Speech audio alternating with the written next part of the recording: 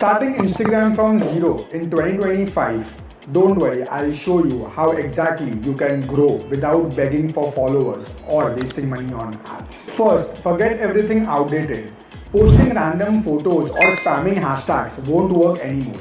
Instagram in 2025 rewards value with consistency. Pick a clear niche. If people can't understand what your page is about in 3 seconds, they'll scroll past. Focus on short form videos. Reels are still the king, but they need a strong hook. Think, did you know, or here's the truth about. The goal is to stop the scroll. Post at least 3 to 4 high quality pieces in a week. Doesn't have to be fancy. Clarity beats aesthetics. Use carousels to teach, reels to entertain. Don't just post. Engage, reply to comments.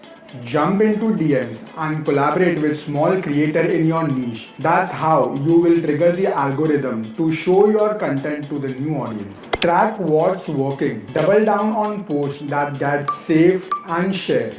Not just like. Save is equal to growth. If you are serious about growing from scratch, start with these 5 steps today. And hey, if you want me to break down your reel hook that goes viral in 2025, let me know in the comments.